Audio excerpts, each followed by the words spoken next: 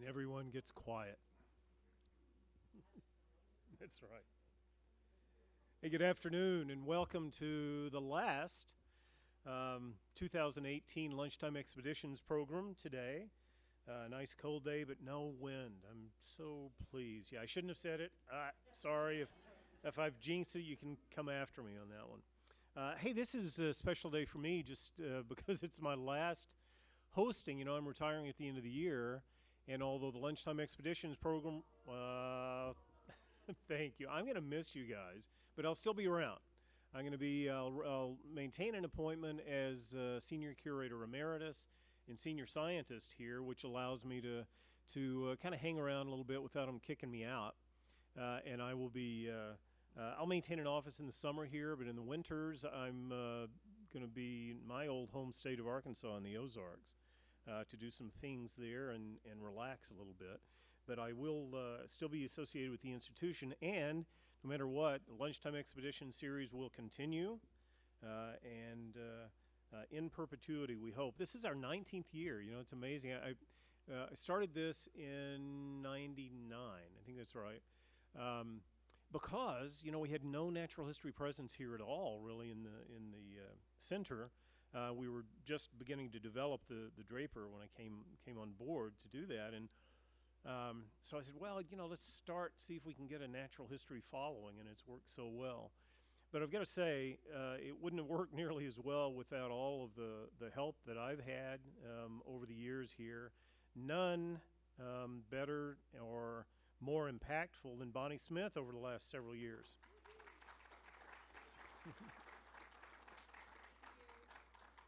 Bonnie has been coordinating now the program since, Bonnie, what year? Is it 2011? Yeah. 2011, and done a wonderful job, and she has built our email list that has really saved a lot of work in terms of PR and things, because we can get to you directly. I want to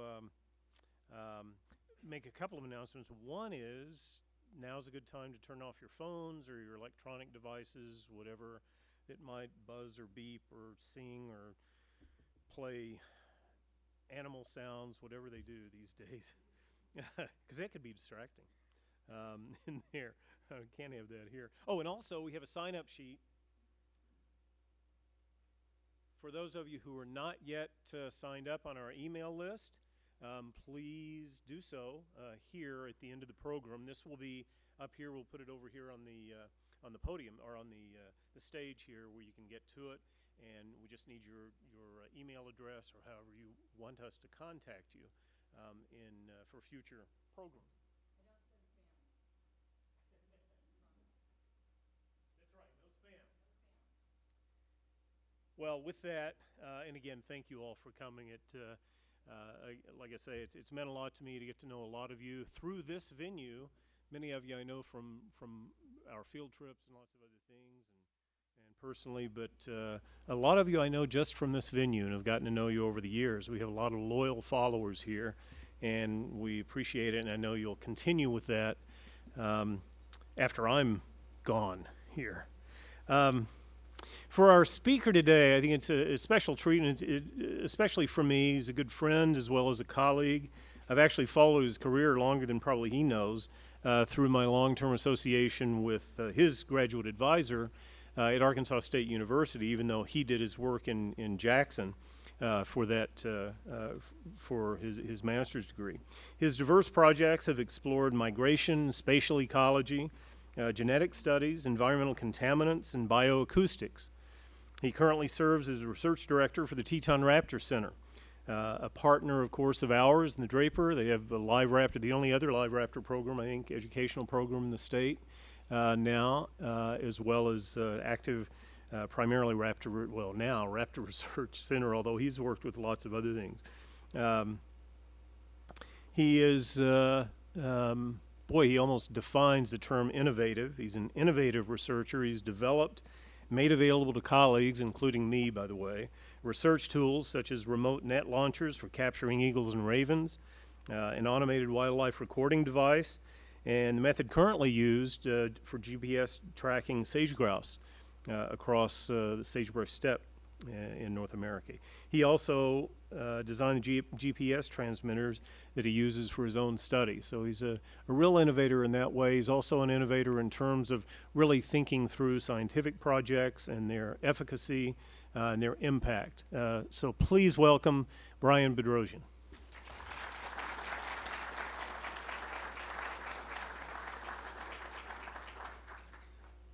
Great. Thank you for everyone coming out today. I really appreciate it. Special thanks to Chuck and Bonnie and Corey for inviting me up. I was really pleased and humbled to get that invitation to come up today and share a little bit of our work with you and some of the work that I've synthesized. What I'm going to be talking about today, it was a presentation I was asked to give for the Greater Yellowstone Coordinating Committee, which is a group of all the land managers, Park Service, BLM, Forest Service, folks that are kind of charged with managing the Greater Yellowstone ecosystem. And as you guys are probably aware, there's been a lot of recent interest in migrations, particularly with ungulates and deer and elk and pronghorn. And so they asked me to synthesize all data related to migrations and birds in the Greater Yellowstone in Wyoming. And I said, well, you know, of course, they asked me about a year in advance. I was like, yeah, no problem, no problem. And then, you know, a week or 2 weeks before they were supposed to do the talk, I was like, how, you know, this is not just a group of 7 ungulates. This is, you know, hundreds of bird species that we're talking about for the Greater Yellowstone. And so I was a little daunted, but thankfully, I think this came together pretty well. And so hopefully you guys will enjoy this. Hopefully there's some new information and maybe some old information in here for you. But I did my best to synthesize the kind of history of bird migrations, the tools we use to study these, and then some of the examples that we have from the Greater Yellowstone region here. For those of you that don't know, as Chuck said, I'm the research director for Teton Raptor Center.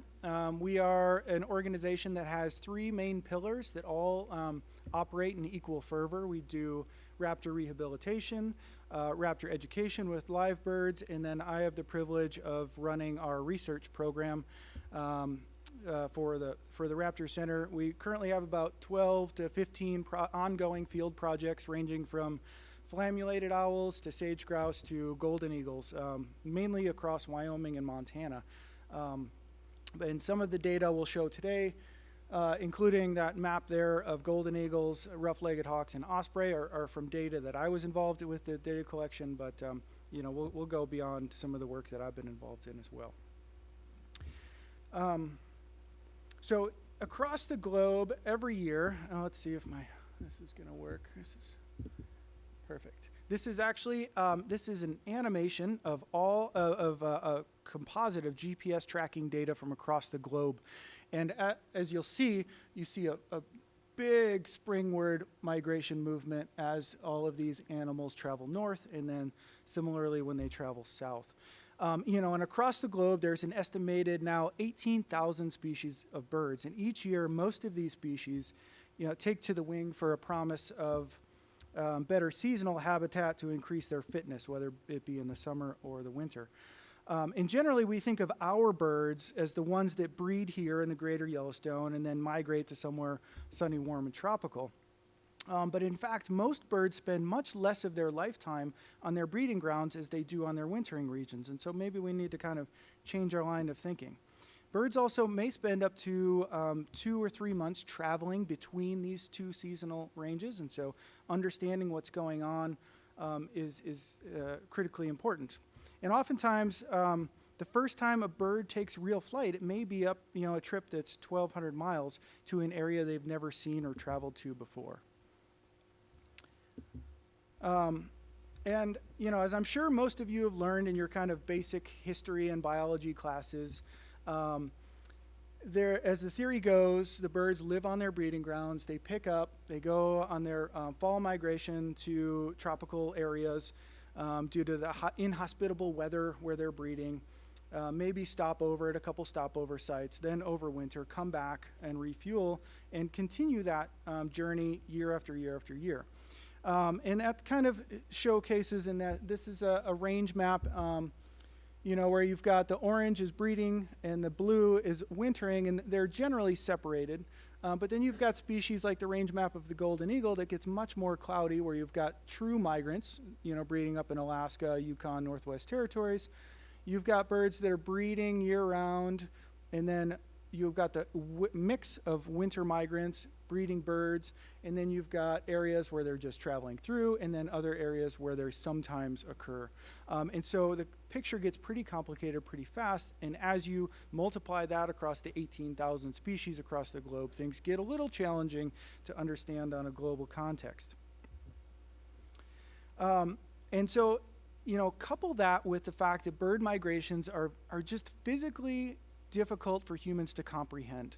For mammals and an elk, you can imagine walking that path the elk took. You may not physically do it, but you can say, okay, I can understand what it's like to hike up this mountain in 3 feet of snow, go over it, get a little snow out so I can feed. But with birds, we can't physically imagine what we can't do. And so these birds, are migrating to areas that we've never seen or known, like, up in the Brooks Range of Alaska, as seen with these golden eagle tracks, down to another area maybe in central Mexico, flying at speeds of about 60 to 100 miles an hour at the top of the Continental Divide, and all doing this in a course of about 2 or 3 weeks. And so it's like we look at a map, we're like, yeah, that's pretty cool, but we have a hard time empathizing with birds on their migration. And then you've got species like the Arctic tern that can fly about 1.8 million miles in its lifetime, flying from pole to pole pretty much across this ocean the entire time it's doing it. And it's like, I don't know, that just blows my mind. Like, it's crazy. And then even to make things even more complicated is the fact that most birds migrate at night. So almost all of our songbirds, our waterfowl, things like that migrate at night. And so here, this is an animation, this is radar from across the United States, and you see some weather patterns moving over. But as the timestamp turns into evening, all of these radar stations glow up, and those are all birds migrating. And so they're doing this at night to, maybe it's cooling, maybe it's avoiding predation, maybe it's so they can stop during the day to refeed. But you've got birds traveling from areas that we don't know, at speeds we can't comprehend, at altitudes we've never been to, and doing this in the middle of the night as well. And so it's just mind-boggling that this happens, and it happens every year, twice a year, for almost all of the bird species. And so it takes what we think of maybe as a pretty clear picture. I don't think any of us want to sit here and watch YouTube all day. So it takes what we think of as a pretty clear picture with birds. We say bird migration, and really functionally, it's a rather messy situation that we've got to figure out. So with that introduction, I want to talk a little bit about the history of understanding bird migration and then kind of where we're at today. So traditionally, all of our conventional thinking comes from waterfowl migrations. And so when we think of, migration maps and migration corridors, most of that traditional thinking comes from our knowledge of waterfowl migrations due to the need and desire to understand duck and geese populations for hunting and consumptive purposes. And so we think of our traditional flyways, the Pacific, the Central, Mississippi, and Atlantic flyway as kind of this segregated north-south movement that happens with birds, historically. And, not just ducks and geese were studied for consumptive purposes. Even monitoring raptor migrations and other migrations were done for consumptive purposes. And less than 100 years ago, raptor migration hotspots such as Cape May and Hawk Mountain in the east were used as areas to kill hawks for government bounties on predatory birds. And so this is actually a historical photo from Cape May showing, this is just, I think, 1 week's worth of shooting where somebody went out and picked up all the hawks that were shot there. And now, thankfully, more recently, these areas are protected, used for educational purposes and scientific purposes. And even now, these migration sites are sometimes all we have to understand population trends of some of our species like sharp-shinned hawks, kestrels, and a variety of other birds. And, are still providing some great data. on year-to-year fluctuations in population trends for a lot of birds. For large birds, such as raptors, and I'm going to talk a lot about raptors because I love raptors, and it's just the way it's going to be, sorry. But for large birds like raptors and the Redtail Hawk seen here, and you can notice the band on this bird's right leg, that was another way that folks started to gather information on movements and where these birds were going to, where they were coming from, and sometimes how they got there. So a great example of this from the greater Yellowstone was Olaus Murie down in the Jackson area in the 1940s. He started banding redtails just because he was interested on the National Elk Refuge. And one of the first band recoveries he got was from a redtail overwintering in Mexico. And so this is a map of a recent publication on redtails and the areas where they were banded, which is the star areas. So these are banding locations, and then where birds were picked up, either dead or somebody saw them band returns. But as you can see, these asterisks, there's a lot of birds overwintering Arizona, New Mexico, and on the Colorado Front Range. And so the question is, why was a bird that was born in Jackson not just stop at the first area you can to overwinter, but go all the way down to Mexico? And so it kind of, spurs those questions of, why would a bird travel an extra 1,200 miles to go somewhere where there's all kinds of great overwintering habitat in between? And so these early banding studies kind of started to raise those questions. Another study done in Yellowstone, Tetons, was by Al Harmada and his colleagues, through the late 1970s, 1980s, with the recovery of the bald eagles. They were tagging a whole variety of eagles in the GYE, and they started getting band recoveries mainly to the west and not south. And so that poses the question of, okay, what about those traditional north-south movements that we think about migration? Why are these birds heading out west? And this is actually a picture of a bird that I banded in Jackson a couple years ago that was photographed down by Salt Lake City, right where these band recoveries are. So even decades later, these birds are still having the same movement pattern. This is great information, but it just is one point in time. We don't know what the bird was doing. We don't know how the bird got there, or really any kind of anything beyond where it was banded and where it was recovered. But for years and decades, this was the only way to get information on birds. And honestly, for the vast majority of our small songbirds, this is still the only way we're gathering information. So banding has been a critical piece to this puzzle. But with the advent of transmitters and tracking transmitters, it starts to open up more of that information. And so from that same study with Bob Oakleaf and Al Harmada, in the late 1980s, they finally came out with VHF transmitters that were small enough for an eagle. And those are the transmitters where you have to go out with the antenna, listen to beeping, and follow it. It's not the one where we consider a computer now and figure out where it went across the globe, which we'll talk about in a second. But so what these guys did was they had a great idea. They're like, we'll put out 2 transmitters on nestling eagles, and then we're going to follow them. So that's what they did. They hopped in an airplane. When the bird left, they tried to track it as best they could. When it was on the ground, they drive as fast as they could and track 2 of these birds all the way to Northern California. Clearly super interesting, but not something that's repeatable in any kind of sample size that we need as scientists to say anything. So, great idea, but not quite scalable. All right, so let's fast forward now to our current state of knowledge in the past 10 years, where we now have the advent of satellite-based transmitters, some with and some still without the accuracy of GPS. So in the early days, the transmitters looked like this. This was about the smallest transmitter you could get for a bird. That's about a 75-gram bird, or 75-gram transmitter on a bald eagle. Max you could legally kind of put on a bald eagle would be about 100, 110, 120 grams.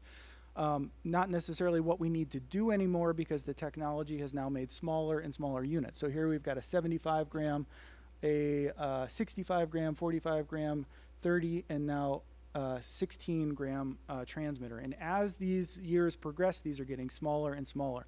I was just on the phone with one of the manufacturers, and he now has a 6-gram transmitter. Right now, the only one you could commercially buy that's satellite-based is a 9-gram unit. This is on a Cooper's hawk, and so that's about the smallest size bird we can track with a satellite-based transmitter right now.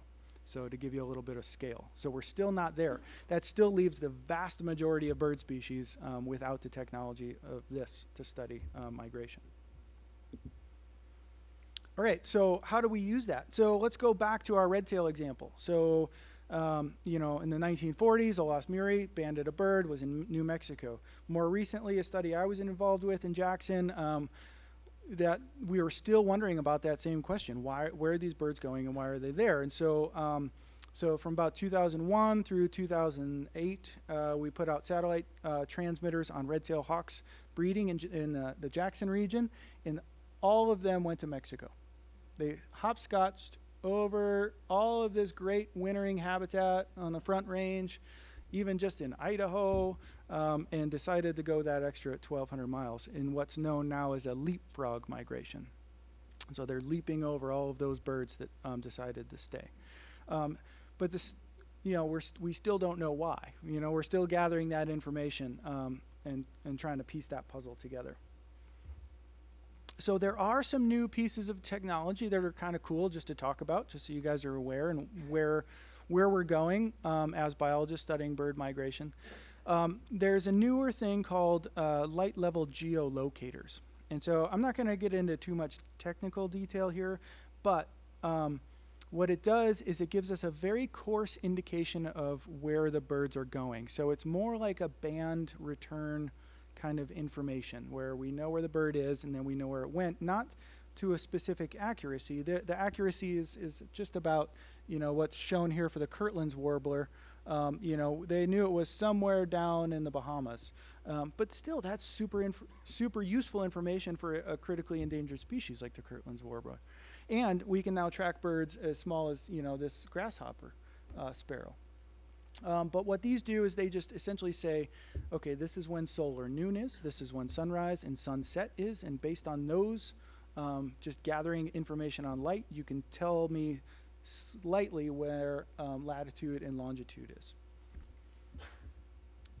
And even smaller now is the Modus system of tracking. And this is a passive thing that you could put on as small as insects like this dragonfly in the picture.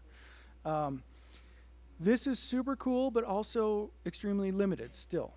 So this is a device that you have a antenna, and the antenna just keeps saying who's in my, you know, 2-mile area. And if one of these things flies through, it says, okay, George was here, great. So you have to have a huge network of these things set up across the continent to be able to pick these transmitters up as they move by. And so that's what this map is. This is actually the current distribution of Modus antenna receiving towers. So some pretty good coverage in the eastern Midwest and along the eastern seaboard. But as you can see, for the western most of the United States, we're a long, long way from using this technology. All right, so that's kind of how we study them. Let's talk about why we're studying them now and why migrations are important. And you know, as conservationists and managers, we often think about in terms of preserving our local biodiversity here in the greater Yellowstone. But in order to do so, we need to think and act much beyond the borders of the greater Yellowstone. You know, we need to look at continental level implications of biodiversity and conservation. And a great example of that is the Swainson hawk, which is shown here. So a little bit about the Swainson hawks. In the 1990s, the populations of Swaineys in the West was plummeting. And almost all of we knew that pretty much all of the Swainson hawks from North America migrated out. Bryan Woodbridge and colleagues and others were able to use satellite tracking to determine that almost all of the birds migrate more than 6,000 miles to the same region down in Argentina, the Las Pampas region down there, and so they went down, figured out, well, let's go see what's going on the wintering ground, and they found so many dead hawks that they estimated 35,000 Swainson hawks were dying due to pesticide use and ingestion of pesticides down in Argentina. causing the local population declines here in the U.S. So, you know, a great example of utilizing this technology to figure out what the problem was. Thankfully, for the Swainson Hawks, they were able to successfully launch a campaign to eliminate the distribution of that pesticide for grasshoppers from the United States down to Argentina, which was later banned and has now resulted in the successful population recovery for the species in North America. And if you look at the Greater Yellowstone, which is outlined here, it doesn't look like the Greater Yellowstone has much to do with Swainson's Hawks migration, but we'll talk about that in a few minutes. So I want to focus on a few examples here for you guys for the Greater Yellowstone and how this fits into the pictures of overall bird migrations. And so here we've got several key kind of space and time aspects that generally don't overlap, but are critical to understanding long-term bird conservation. So we've got birds that are breeding in the Greater Yellowstone and then overwinter south of here. We've got birds that breed north of us and for some reason think this is the sunny, warm, tropical area to overwinter in, like rough-legged hawks. And then you've got a whole host of birds that move through the Greater Yellowstone and use this as their kind of movement corridors. And then you also got birds that use this as stopover sites. So let's talk about a few examples from birds that breed in the Greater Yellowstone and winter other areas. So first thing I want to talk about is osprey. So this is a species I've been working with for a number of years. They're, you know, you're probably aware that they're primarily a fish-eating raptors, and their populations were significantly declined by DDT, similar to bald eagles and pelicans. And they've been steadily recovering ever since the ban of DDT. This species is pretty unique in that when the young leave the nest and migrate south, they don't come back for 2 years. It's one of the few species that spends their first year and a half of life on their wintering ground until they come back when they're breeding age. So there's no juveniles around here that are going to be in that kind of non-breeding category. All of those birds are down in Mexico and in other areas. So that means whatever is happening on the wintering grounds has a very significant likelihood of impacting breeding populations here. So if something's going on with pesticide use or persecution on their wintering grounds, because all of those birds spend so much time down there, they are at a greater risk of something going on with the populations. And so there is some evidence of this from both Grand Teton and Yellowstone National Park. So Grand Teton National Park, on the left here, these are data from 1990 through now. This is the number of occupied territories in this blue bar, and as you see, there's a slight negative trend to that. And also the productivity, the number of nests that were successful, is also kind of showing a slight negative trend. So when we first started looking at the species, I should say back up, same with Yellowstone on the right. So these are data from Yellowstone that Doug Smith and the folks up there recently published. And, you know, it's particularly, you know, in the mid-2000s, there was a huge dip. So that's when I started working with Grand Teton National Park. We're like, what's happening? Thankfully, we've seen a rebound, but it precipitated some great movement data during that time. And this is an example of that. These are some data I published a few years back of radio tracking both adult and young osprey from Grand Teton National Park. And most of where we saw birds over winter was around the Gulf Coast, everywhere from Louisiana down through the Yucatan, except for this one guy who was like super weird and went all the way down to Cuba. And this, when I first saw this, it blew my mind. Those 3 tracks are him coming back and forth year after year. We know he continued to do that even after his transmitter failed, because we saw him back on his breeding site. And this is where it blows those traditional migratory flyways out of the water, because this guy just passed through 4 of them on his way down to Cuba. Some colleagues of ours up out of Missoula, Rob Dominich and Raptor View up there, are continuing this work. These are raw data from their study just north of the Greater Yellowstone, and you see they also have a variety of birds overwintering around the Gulf Coast, but they had a number of birds overwintering on the western side of Mexico too that we didn't see from the Greater Yellowstone. So even small regional differences can impact where these birds are going in their behaviors. And so we have now kind of the known migration corridors prior to our work were these solid black lines, and we're filling in the gap here for the northern Rockies in understanding critical overwintering areas. So another bird species that overwinters in Mexico, switching from raptors, this is Longbilled Curlew. This is some work that Wyoming Game and Fish and Boise State University has been working on for a while. I'm sure some of you are aware that they put out a number of transmitters out just east of here as well on Longbilled Curlews. They've been doing this across the western portion of Wyoming as well as Idaho. Jay Carlisle and his students. And here we've got birds from the GYE separated in white versus the Idaho birds in black. And you could see a pretty distinct difference in overwintering areas from the greater Yellowstone birds versus the Idaho birds. And so conservation of curlews is important because they're a species of greatest conservation need in both Idaho and Wyoming, and understanding kind of where they're going is a critical piece to their long-term conservation as well. Folks with the Biodiversity Research Institute and their collaborators with Game and Fish and others, Yellowstone National Park, are now just beginning to start piecing together some migration movements of Harlequin ducks. Harlequin ducks, we are at the most eastern portion of their breeding range in western North America, and so we don't have very many birds that breed here, but understanding kind of their movements is important. And this is one of those studies that's using those geolocators, so you don't get a lot of data of where they're going, but we're getting some. And where you've got important stopover sites is kind of important, like the Puget Sound that has some pretty serious eutrophication issues and lack of declining aquatic invertebrates, which is what these guys feed on, and so understanding that is important to preserve their populations here for the long term as well. Another water bird, the loon. The folks at BRI, Biodiversity Research Institute, again, and Game and Fish are looking at. Here in the greater Yellowstone, we've got a pretty isolated breeding area for loons. So this is the range. That dark gray is the typical range of the breeding populations of loons.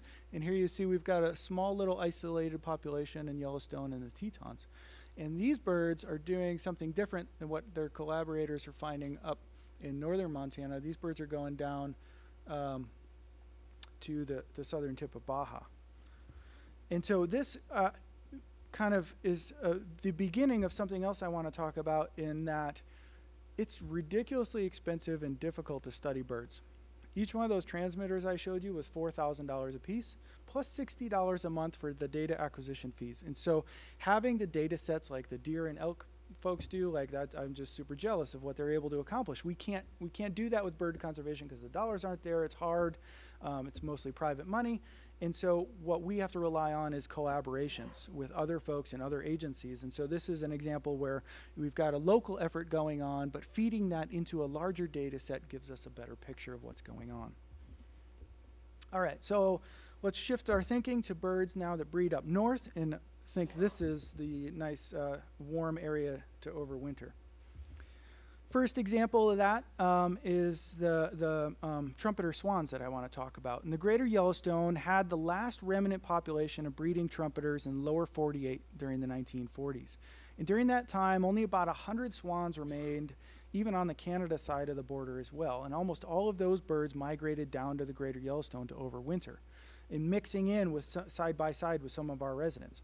Thankfully, since then, populations have rebounded to about 5,000 swans in western Canada and the western U.S. But, for those of you that have been down, like on the National Elk Refuge in Jackson, in the winter, you see just tons and tons of swans out on the refuge. None of those birds are breeding here. They're almost all coming down from Canada. And even in Yellowstone National Park last year, I think had 3 breeding pairs. In the Tetons, we have maybe 10. And so what appears to be a robust population is really not. And just understanding that most of these birds are migrating down to overwinter here is kind of important.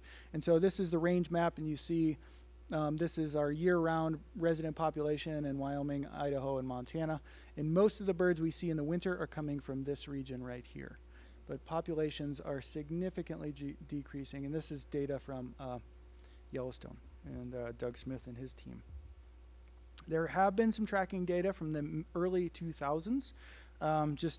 And this just kind of showcases what I was just talking about, where most of the swans that we see in the winter are coming down from the Yukon. And almost all of the birds from Canada migrate south, and the vast majority end up in the greater Yellowstone.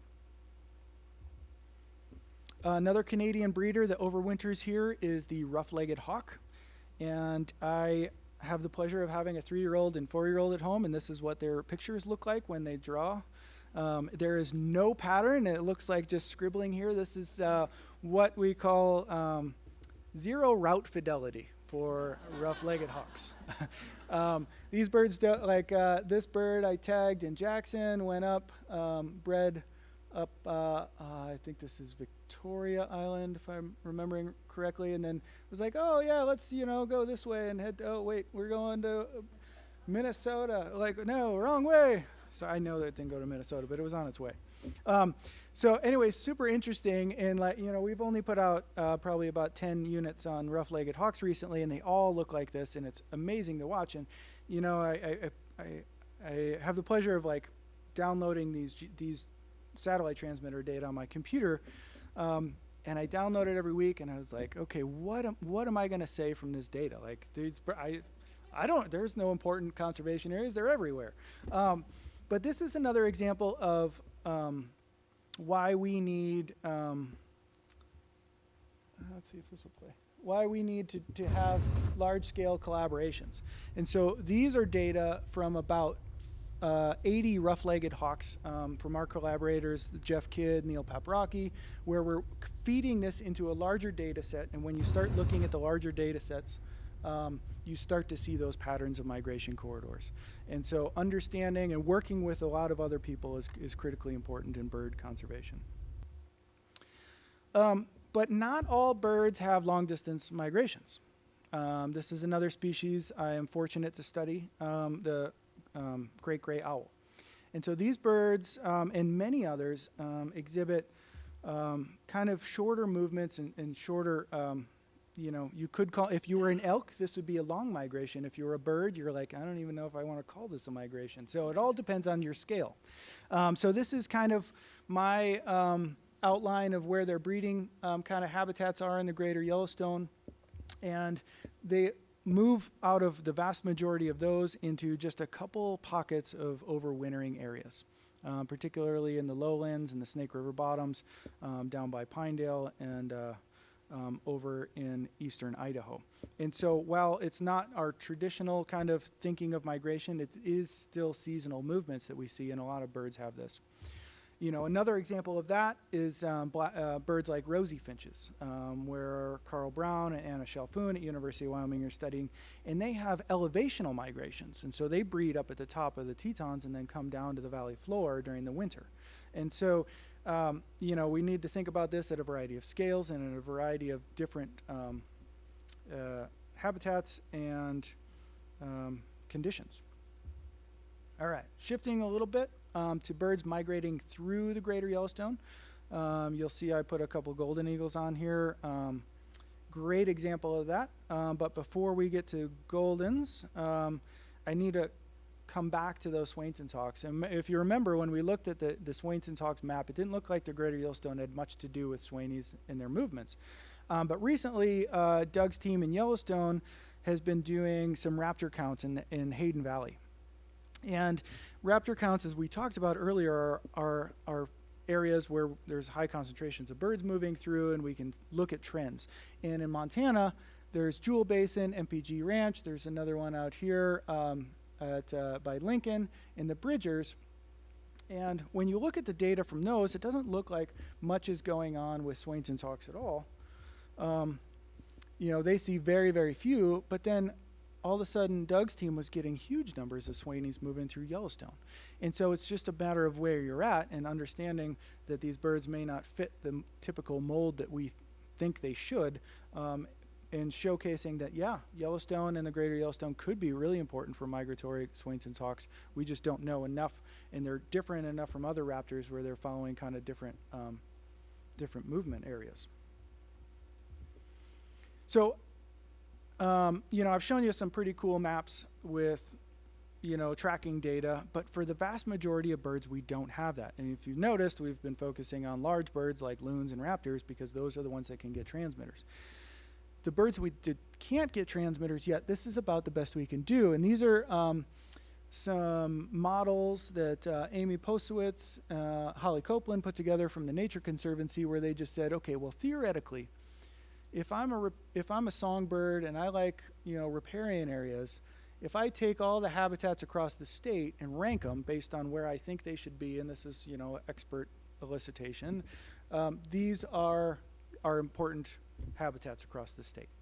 And it's kind of a best guess, it's based on what we know, and, we see this for, they pulled out one for raptors, one for riparian birds, wetland birds, and grassland birds, and, it's a lot of times this is the best we've got until we can gather more information. I look at the raptor map down here and I see, important movement corridors that I know work really well for some species, but maybe not well for others. And so, going back to, pulling together collaborations and birds that are passing through, let's now start on maybe Chuck and I's favorite species, the golden eagle. So these are some data that I helped collect, also Rob Dominich at Raptor View and Travis Booms up in Alaska. We, unfortunately, I think I started this study probably 12 years ago and finally got it published just a couple weeks ago. So it's taken that long to build up that data set and combining with two other studies to get enough information. And these are all the tracking data. These are where the birds bred in green and overwintered in white. We did that fancy analysis that all the ungulate people do and came up with this really cool migration corridor relative importance map from Alaska down into Wyoming, with the darker areas being areas of higher importance for that kind of key migration corridor. And so these are the kinds of things that we can do, and then we can overlay that with, okay, well, say somebody wants to put 1,000 turbines in south central Wyoming. How is that going to affect, 1,400 golden eagles flying through every season? And so that's kind of the importance of gathering some of this data. How that works out, we talked about those migration corridors up in Montana, Jewel Basin, Rogers Pass, the Bridgers. There's also one in southern Alberta. And if you look at the numbers of golden eagles counted just, on average in a single season, the closer you are to those darker areas, the much higher counts. This one's, just 75 miles off of that main corridor, and they see, a magnitude less than what Peter Sherrington's seeing up in Alberta. So it's a really good indication that our models are performing pretty well. This is that 1,000 turbine wind project, Chokecherry Sierra Madre, down in south central Wyoming. And while our models appear to peter out right here, it's not because the birds aren't migrating. It's just because that's where our sample size is. And so the white, again, is where the birds were overwintering that we captured. We know birds overwinter all the way through down into Mexico. We just didn't happen to sample the birds that went the furthest away just because of the way the studies were set up. So we're now continuing that project. Just deployed 14 units this last year. And we'll continue to do so over the next couple of years to extend those migration models through Wyoming, Colorado, New Mexico, Arizona, to help inform proper siting of developments. And so while those birds are actively migrating, some are stopping. And that's, this is obviously not from Wyoming. This is, some of you noticed there are Sandhill Cranes here from the Dakotas, where they have thousands and thousands and thousands of birds stopping in the same spot year after year to refuel. A lot of birds do this, and this is just like an emerging piece of the puzzle that we don't really know for the vast majority of species, but it's pretty critical. If you're traveling 3,000 miles and every year you stop at the same field to feed, then the next year that field's not there anymore, you might not make it. And so in understanding where these important stopover areas are and what risks are associated with those is pretty important. An example of that is some work I did down in the Jackson region with bald eagles and ravens. And so some of you may be aware, for years I've been working with lead poisoning in raptors, particularly eagles, bald eagles, and ravens. And during the hunting season, and so this is the abundance of ravens in black and bald eagles in green over a year and a half. And during the hunting season, outlined in orange, you see huge spikes in the abundance of these bird species. And what they're doing is they're coming in to feed on the gut piles, the wounded and dead elk that aren't picked up, and it's a feeding bonanza. And you could see upwards of, just 3 days ago, I was out and saw like 50 bald eagles in a 2-mile stretch feeding on gut piles. And so what's happening is these birds, it's like the Atlantic, the salmon runs where these birds know where there's a food resource, they're coming in, feeding on that, and then continuing their migration. And so we started to, we put a number of satellite transmitters on these bald eagles to figure out, well, are all these birds local? Or are they just coming in from Idaho up here, kind of funneling in? And the short answer is no. The vast majority of the birds we see during the hunting season are breeding up in Canada, up in Alberta and Saskatchewan, coming down to Jackson to feed during the hunting season, and then literally the week after the hunting season's over, they continue their migration all the way down south as far as Southern California. This is year 1, so we captured them here. After the hunting season, they left, went back to breed up at the star areas, and then year 2, the birds we still had online, almost all of them came right back to Jackson for the hunting season the next year. So this is happening year after year after year for a bird that can live 35 years. And why is this important? Because we're poisoning them every year.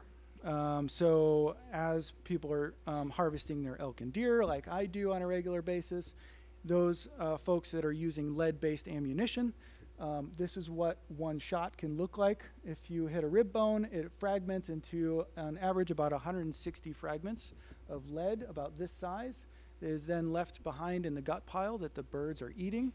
And every season, this is the lead levels. As the hunting season progresses, you get huge spikes. For your reference, if you had a lead level of 60, which is about here, you would be in the emergency room getting emergency chelation therapy for lead poisoning. And we're seeing birds as high as 712. And again, while they may not die right away, this is happening year after year after year at this stopover site. And so understanding the importance of where these birds are coming from, how often it happens, and what are the risks associated with those is important. It's not all doom and gloom, don't worry. For a number of years, I handed out free non-lead ammunition. And what happened is this is the number of elk harvested with lead ammo and non-lead ammo. So total number harvested, this is these folks use non-lead ammo, these folks use lead. And the lead level of the eagles was directly correlated to the number of folks using just lead ammunition. So by us providing non-lead ammunition during these 2 years, we brought down the lead level of the eagles. So for those of you that hunt, I strongly encourage you to use non-lead ammunition to help save our eagles and to keep the lead out of the meat that's in your freezer. I can do a whole diatribe, a couple hours on that, so I'm just going to leave it there. And so why is this important, right? So why are these birds traveling thousands of miles every year, leaving what they know to go somewhere unknown? If you're a young bird, the first real movement you're going to make is somewhere you don't know. You're going to go without your parents, and you're just going to have to figure it out. So there's got to be a big fitness benefit to them. It's got to increase their survival somehow, right?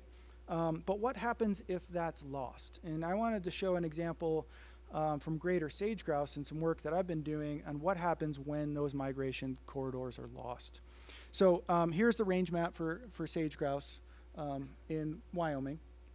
Jackson has a pretty isolated population of greater sage grouse. That, in my estimation, used to be connected, but is no longer connected. And so here's data from about 120 birds I had transmitters on over a 5-year period, all in blue that were tagged in Jackson and in the Grovant mountain range. And then these are some data more recently that I collected from birds that were tagged in these red areas in the upper green region, Hoback, down Pinedale area. And we saw no mixing here. So whatever corridor was here historically has been lost. And so what has that done to the population? Don't worry, these are some just super complicated genetics stuff that I don't even understand, but the important piece is Jackson and Grovant, let's just say every color represents a unique genetic population from what their genome says. Total Jackson, these blue birds are totally different than anywhere else in the state and Montana. You see a little bit of historic mixing of birds, but that connectivity has been lost. And so what that means, that brings us down to here. This is our level of inbreeding, and our level of inbreeding is through the roof. So we've got very low populations, high inbreeding coefficients, so that means that population's super at risk of getting wiped out. And so that's one of the detriments to losing some of these migration corridors. All right, so where do we go from here and why is this important? So in the greater Yellowstone, we've got over 275 species that occur here and that managers have to manage for on a daily basis. And we know extremely little about the vast majority. And in fact, on less than 10% of the species, we have any kind of data, either from band returns, transmitters, any of that stuff. And 85% of our species of greatest conservation need in Wyoming, we have no movement data on at all. And so, for me, that's hugely important. Here we are in one of the most ecologically rich areas, one of the last havens for wildlife in the western United States, in my opinion, the greater Yellowstone region. And we still don't know about 2/3 of our species, where they go, what they do, and how they get to where they're going, and even population trends. And so, as a bird biologist, as a raptor biologist, that's critically important to me, and we need something we need to pay a little more attention to. An example of that, recently something I've been working on is flammulated owls. So here's the traditional range map for flams. These things are, if you don't know, they're about this big. They're totally nocturnal. This is the range map, and as you see, there were a couple records in the Snowy Range, but generally nothing in the greater Yellowstone until you look. So in 2016, 2017, this year, we started looking. And these are the black dots are all of our survey locations, and we came up with at least 14 territories just in the Jackson region of just going out a little bit. And so here we are in 2016 documenting a species that's probably been here for forever that nobody's ever known about. And so that's just an example of and this is a raptor, in Jackson. How do we not know this occurs? It's so it just gets me going that we need to gather more information. Here's some data from a map station I've been involved with. This is just data from about the past 14 years. And so this is map stations monitoring avian productivity and survivorship. It's one of those areas where you put out a bunch of mist nets, you catch birds every year, and you just put bands on them and see how many are coming back the following year. Long story short, if you look at the population trends of the species with enough data and enough recoveries to say something about, you see an overall species richness decrease. So the number of birds returning year after year is declining. When you break that out by birds that are year-round residents, short distance migrants, and long distance migrants, you see a different story, or even a more compelling story. The residents are about, they're okay. Short-term migrants are showing a slight decline, but nothing crazy. The long distance migrants is where they're getting hammered. So your yellow-rumped warblers, your yellow warblers, those are your ones that are getting hammered, and we need to figure out what the heck's going on. If this is happening in the greater Yellowstone, what's happening in the rest of Wyoming, and what's happening in the rest of the West? We should be good here, and we're not. And so we need to pay a little more close attention. And I think the whole point of this, and hopefully what you're getting out of this, is that the greater Yellowstone is only a small piece of the picture for birds here. We have to change our scale of thinking. We can't think just in the greater Yellowstone. We can't think of just our birds here. We have to think about transcontinental issues. What's going on in Mexico is affecting what's going on here. What we're doing here is affecting what's going on in Canada and Alaska and the whole gamut. And as we see, migrations are super messy. Each species, each group represents its own challenge. Very little follow any kind of conventional way of thinking. Clear stopover sites, all of that stuff. And so, you know, there's issues with genetic learning, learned patterns of migration and movement, weather, and how changing weather patterns and components and fires and habitat loss is all going to affect birds over the future that we need to be paying close attention to. And I come back to collaborations. We have to have collaborations to have active conservation. This is a very recent example of probably the quintessential work that's being done for collaborations for conservation, and this is for golden eagles. And you guys are all here, so I assume you've heard from Chuck at some point, and that golden eagle populations are not doing all that great across the western United States. Some are doing okay, some are showing some interesting, alarming trends, but Fish and Wildlife Service, everybody's interested in golden eagle conservation for the long term before they become an endangered species, which hopefully they never do. And you know, I'm not being an alarmist, but my point is the Fish and Wildlife Service has been able to gather almost every piece of tracking data from almost every golden eagle in the United States and Canada that's had a transmitter on it. And so this is over 570 individuals from over 30 different studies across several decades. And you know, this is a sample size of 570 eagles. I can guarantee you there have been a couple thousand elk just in the state of Wyoming with transmitters.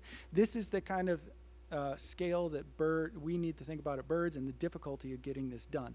But it's getting done. And yeah, you may end up with a publication, you know, with 2 pages of authors on it, but who cares? Because this is what's important for birds and bird conservation. So I'm just going to leave it at, you know, we need to increase our collaborations both within the United States and outside of the United States. We've got to increase our collaborations in Mexico, Canada.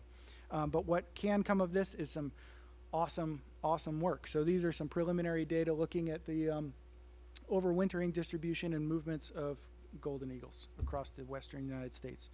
And it's going to happen. We're getting there. And it's not, like I say, it's not all doom and gloom. We're going to take advantage of the technology that's catching up for the birds. We talked about geolocators. We've got awesome ways of sharing information now with huge data servers. All of this data is getting collected in centralized locations that you can share to anybody. We've got sophisticated analysis tools. What took literally 24 computers, 2 weeks down at the University of Wyoming to create this map right here is now we can do in a week. You know, a year from now, maybe we'll be able to do it in 2 days. But those analysis tools are coming out. And we've got awesome outreach and media platforms like exhibits here at the museum, the Wyoming Migration Initiative, all of that, getting that information out to the public is awesome and becoming easier. We've got amazing stories and connections. We can connect people to the greater Yellowstone, to Cuba, to Mexico, to Inuits in Alaska, all of these places, and build conservation at a national level. And with that, I will leave you with a little moment of Zen.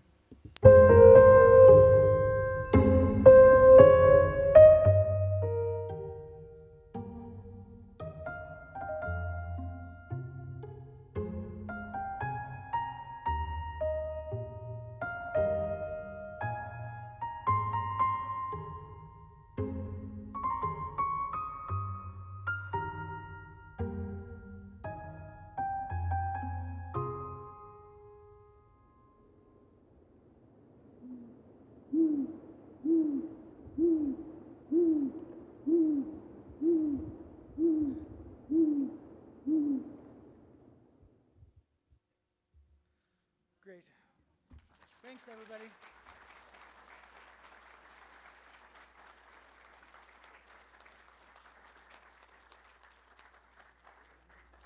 Picture's worth 1,000 words, huh? Nice job.